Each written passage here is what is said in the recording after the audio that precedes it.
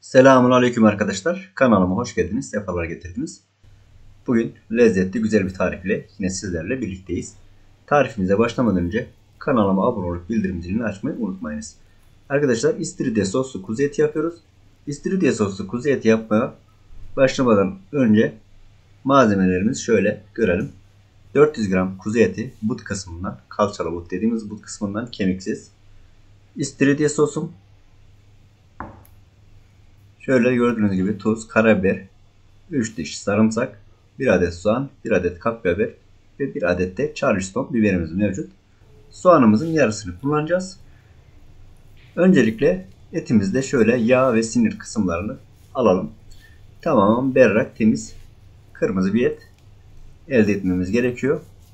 Daha önce istiridye soslu dana eti yapmıştık. Dana etinde soslama farklı. Çünkü dana eti sert olduğu için onun soslamasını farklı yapmıştık. Kuzu eti biraz daha yumuşak ve güzel olduğu için bunda da eti soslamadan pişireceğiz arkadaşlar. Yine sizi sıkmadan sizler için güzel lezzetli tarifler hazırlamaya çalışıyoruz. Umarım siz de tarifleri izlerken sıkılmıyorsunuzdur. Etimizin şöyle sinir ve yağ kısımlarını almamız gerekiyor. Berrak kırmızı bir et elde edeceğiz arkadaşlar. Zaten bıçağı vururken şöyle gördüğünüz gibi sinirli ya damarlı kısımlarından takip ettiğiniz zaman güzel bir et ortaya çıkıyor. Eti fazla parçalayıp dağıtmanıza da gerek yok. Şöyle ince sinir ve sert olan zar kısımlarında mutlaka almamız gerekiyor. Biliyorsunuz istiridye sosu Tayland ülkesinde üretilen koyu renkte istiridye, soya sosu ve deniz tuzundan elde edilen uzak doğu menşeli bir sostur. Alırken lütfen kaliteli almaya özen gösterin. Çünkü soya sosu da içinde olduğu için tuzlu olacaktır. Markasına göre kalitesi de iyi olacaktır. Bunu aklımızda alalım. Etimizde bütün sinir kısımlarını ayırdık. Şöyle ince ince yaprak yaprak doğruyoruz. Yaprak olacak. Çok kalın doğramamaya özen gösterin.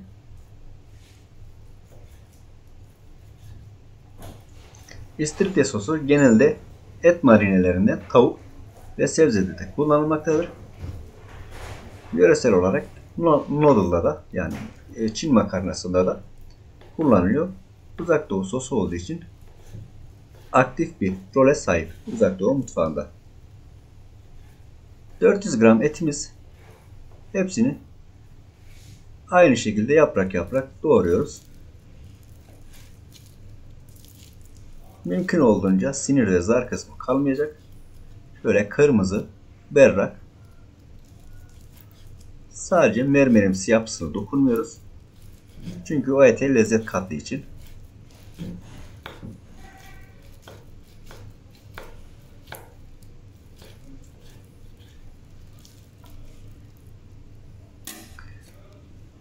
Etimizi bu şekilde doğruyoruz. Son iki parçamız kaldı. Arkadaşlar bu ve bunun gibi tarifler için kanalımıza abone olup bildirim zilini açmayı unutmayınız. Bizlere de verdiğiniz destek için hepinize sonsuz teşekkür ediyoruz. Şu parçalarda doğrayalım. İstiridye soslu dana eti yapmıştık. O da linkini de aşağı videoda alt kısmına bırakacağım. İsterseniz ona da bakabilirsiniz. Onun soslanış ve pişirme tarzı farklıydı arkadaşlar. Evet, hepsini doğradık. Şimdi soğanları ve biberimizi doğrayacağız. Soğanımızın yarısı işimizi görecektir. Böyle kabuğunu soyalım.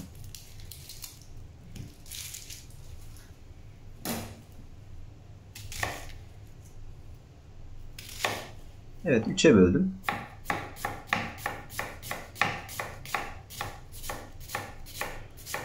Fazla kalın doğramayacağım arkadaşlar. Güzel, lezzetli bir tarif yapacağız. Tadını ve aromasını bilmeyenler mutlaka bu tarifi denemesi gerekiyor. Çok ilginizi çekecek.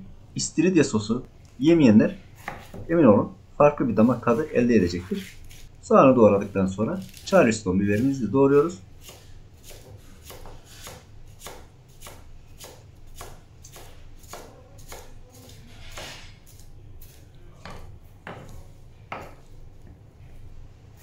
Kapya biberi ve sarımsağı da doğradıktan sonra pişirme işlemine başlayacağız.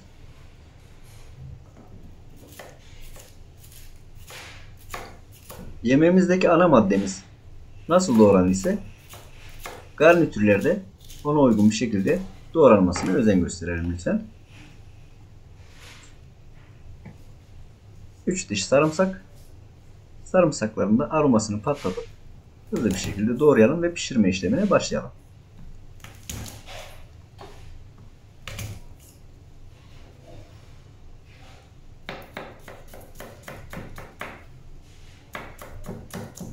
Çok fazla küçük ve ince doğramaya gerek yok. Zaten pişireceği için. Evet, bütün malzemelerimizi doğradık. Gördüğünüz gibi pişirme aşamasına geçeceğiz. Zeytinyağı kullanacağım.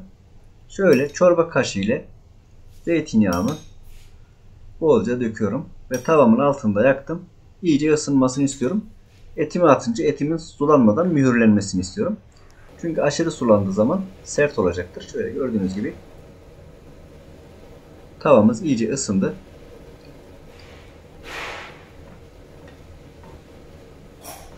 Etinizin sulanmaması ve sert olmaması için lütfen mümkün olduğunca mühürleme işini güzel ve özenli yapınız. Sesi de duyuyorsunuz zaten. Böyle bir kaşık yardımıyla dağıtacağım. Daha sonra zaten tavam da sıcak olduğu için sulanmayacak. Lütfen bu ve bunun gibi tarifler için abone olup bildirim zilini açmayı unutmayın. Bizlere yorum kısmına fikirlerinizi de yazınız. Bizi eleştirebilirsiniz de, yanlış yapabiliriz de. Siz de fikirlerinizi çekinmeden yazabilirsiniz. Çünkü aşçılık sınırı ve sonu olmayan bir meslektir. Her yemeğin yöresel ve farklı yapmış tarzları vardır. Ben de kendi bildiğimce sizlerle yaptığım tarifleri paylaşıyorum.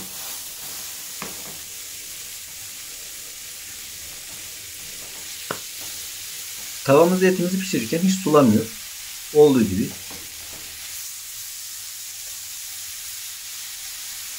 İnce ince de doğramıştım. Zaten kuzu eti pamuk gibi olacaktır.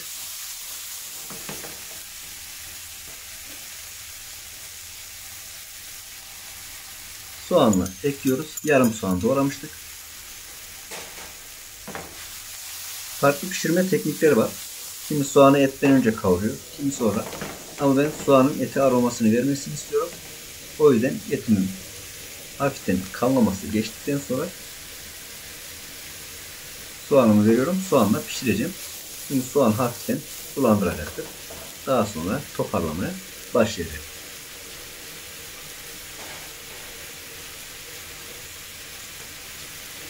Görüyorsunuz.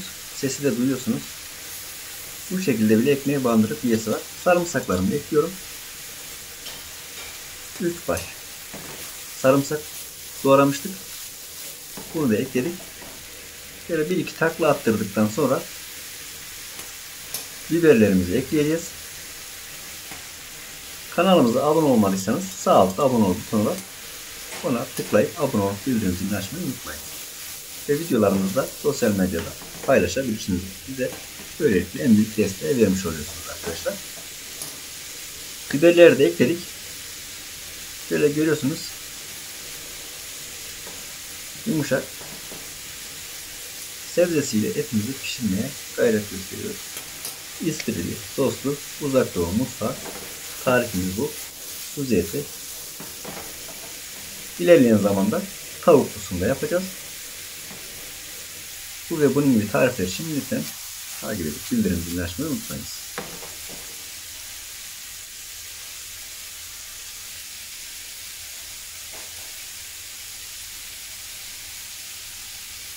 Karabiberimden ekliyorum.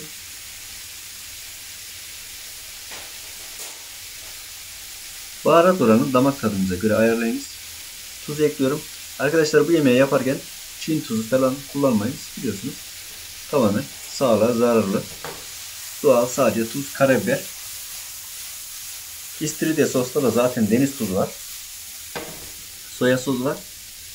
Ve istiridye ile yapılmaktadır. Ocağımın altını hafiften kıstım. Çünkü etler pişti. Dağılıyor.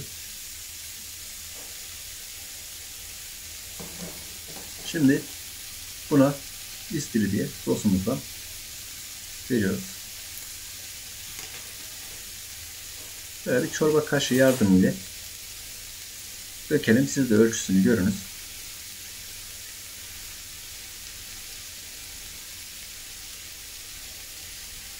Tepeleme oluyor arkadaşlar çorba kaşığı.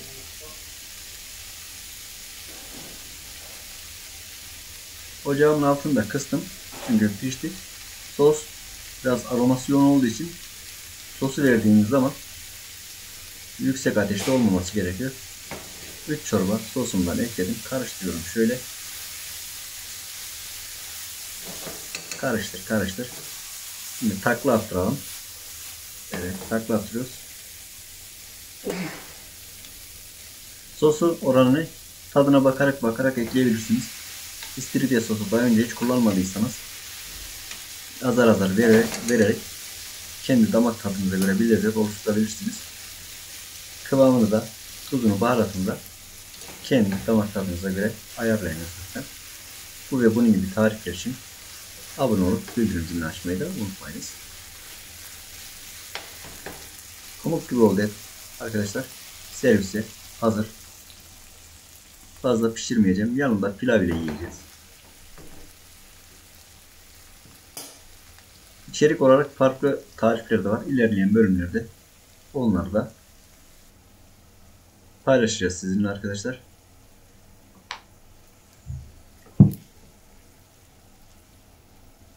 Pamuk gibi oldu. Kokusu, aroması da çok güzel. Üzerine yeşil soğan. Yeşil soğanınız yoksa yeşillikleriyle renklendirerek yiyebilirsiniz.